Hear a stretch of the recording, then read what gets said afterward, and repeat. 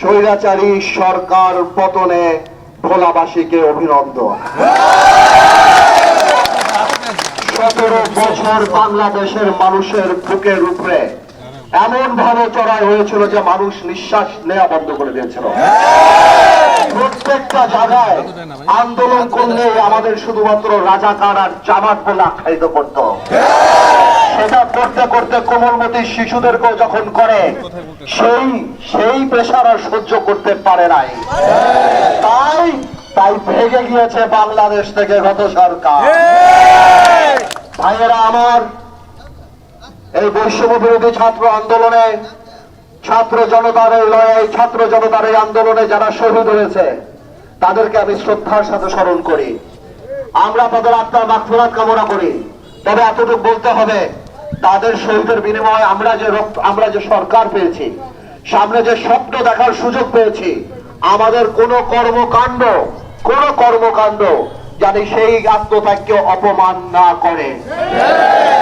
ভাইয়েরা আমার, আপনারা জানেন সেই 17 বছরে কত অত্যাচারিত মানুষ হয়েছে। 300 আসনে 300টা জল্লাদ তার হয়েছিল।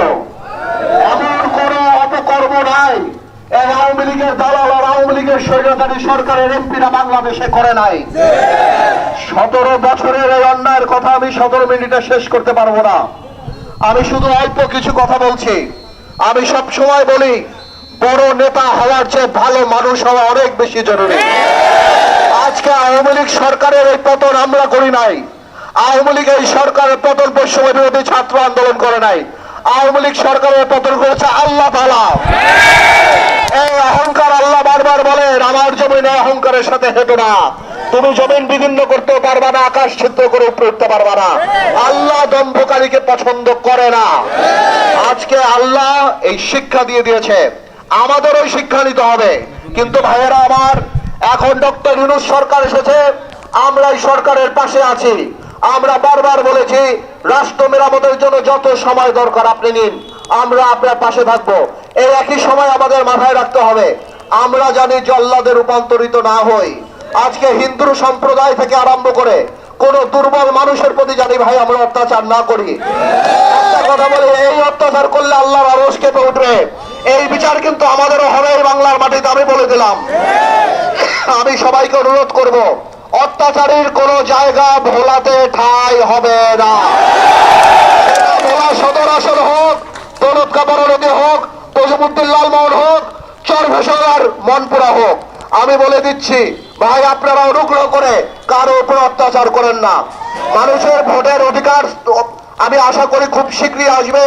মানুষ ভোট দেবে, মানুষ তার নেতা বানাবে। মনে রাখবেন, এইটা কিন্তু আমাদের ক্ষমতা না, এটা আমাদের দায়িত্ব মানুষের জন্য কাজ করা। আমরা 17 বছর অত্যাচারিত হয়েছি, আমরা জানি আর নিজেদের দ্বারা অত্যাচারিত না হই। আপনারা দেখেন অত্যাচারিত কি হয়। আমি সাধারণত তোফায়েল আহমেদ সাহেবকে নিয়ে কোনো কথা বলি না, কিন্তু আজকে আমি কিছু বলতে চাই, আপনারা যদি আমাকে অনুমতি দেন। গত 17 বছর তোফায়েল আহমেদ সাহেব এবং তার পরিবার এই ভোলাতে এমন কোন অন্যায় নাই যেটা করে নাই। আপনারা ভাইয়েরা আমার, আমি তোফায়েল আহমেদ সাহেবকে আমার মুরব্বী মানুষ আমি বলতে চাই, তোফায়েল সাহেব, বড় নেতা হওয়ার চেয়ে ভালো মানুষ হওয়া ভালো। আজকে দেখেন নাজিউরের সন্তান এখানে ভোলাতে, মোশাররফ হোসেন শাহজাহানের সন্তান আজকে ভোলাতে, অথচ আপনার বংশধররা বোরকা পরে ভোলা পালিয়ে যাবে। এটা আল্লাহর বিচার। আল্লাহ আপনাকে জীবিত রেখেছে। আপনি যে অন্যায়গুলি করেছেন, চুনু সাইফুল্লাহ, মোতারা মাস্টার, বাবুল থেকে আরম্ভ করে এত হত্যার পরে ভোলাতে উঠতে দেবো না। নাজিউর রহমান মঞ্জু এই ভোলার রূপকার, তার কবরের 100 ফিট দূরে দাঁড়িয়ে উত্তর দিগল দিতে আপনি আমার মৃত বাবাকে অপমান করেছেন। তোফায়েল সাহেব, আমি চুপ করেছিলাম। আমি আল্লাহর কাছে বলছি, আল্লাহ তুমি বিচার করো। এই বাড়ি, যে বাড়িতে আজকে আপনারা আছেন, এই বাড়ি আগুন দিয়ে দিয়েছে। কিন্তু তোফায়েল সাহেব, আপনাদের এত বড় পতন হওয়ার পরেও আপনার বাড়িতে কেউ ফুলের টোক্কাও মারে নাই। এইটাই আপনার সাথে আমাদের পার্থক্য। আপনি যাদের নিয়ে স্বপ্ন দেখেছিলেন, মনে করেছিলেন বিএনপি জাতীয় পার্টি এই ভোলাতে কেউ থাকবে না, আমি আমার মতো চলবো। আজকে দেখেন আল্লাহর তরফ থেকে গজব নাজিল হয়েছে। আওয়ামী লীগের 69 গণ উঠেননি, আপনি গর্ব করে রাস্তায় বেরোতেন। তোফায়েল স্যার আজকে আপনি পলাতক। আপনার শত্রু বিএনপি না, আপনার শত্রু বাংলাদেশের মানুষ। এই আওয়ামী লীগ যাকে এখন মানুষ নব্বর রাজাকার ডাকে, যাদের হাতের রক্তের লাল দাগ, মাসুম শিশু থেকে আরম্ভ করে রিক্সাওয়ালা, ফেরিওয়ালা, দোকানদার, সাধারণ গৃহিণী, এমন কেউ আওয়ামী লীগের বুলেট থেকে রক্ষা পায় নাই। তোয়াল আহমেদ সাহেব, দেখলেন তো আল্লাহর কি বিচার? এটা আল্লাহর বিচার। আপনাকেও বলি, সারা জীবন যে অহংকার করেছেন, একে মামলা দেওয়া, ওকে মামলা দেওয়া, ওর বাড়ি থেকে উঠায় নিয়ে আসা, ওর জমি দখল করা, ওর লঞ্চের পারমিট বাতিল করা, একে এই করা, ওকে সেই করা, আজকে দেখলেন তো আল্লাহর খেলা।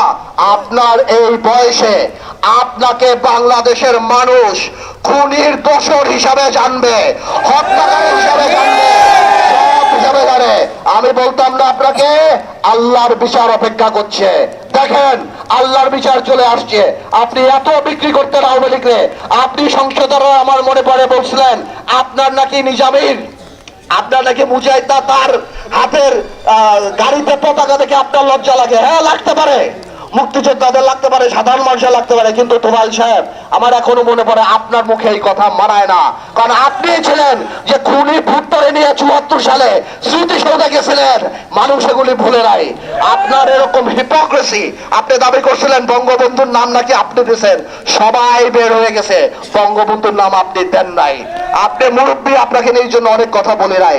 আপনাকে এবং আপনার বংশধরকে এতটুকু বলে দিতে চাই, এত মামলা ইনশাল্লাহ আপনাদের নামে হবে। 200 বছর শুধু আপনি মনে করছিলেন টাকা দিয়ে সব ম্যানেজ করবেন। আমি কয়েকদিন আগে এসএটিভিতে বলছিলাম না, আল্লাহ টাকা খায় না।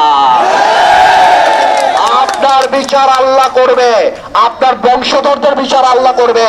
আপনি যে চোর বংশধর রেখে গেছেন, তাদের বিচারে বলার মাটিতে হবে। এমন উদাহরণ সৃষ্টি করবো ইনশাআল্লাহ এই ভোলাতে, আগামীতে কেউ আর মানুষের ক্ষতি করার, বাড়িগাড়ি লুট করার, কারো মহিষ খেয়ে ফেলার, কারো জমি খেয়ে ফেলার, কারো গরু ফেলার, এই চিন্তা আর কেউ আগামীতে করবে না।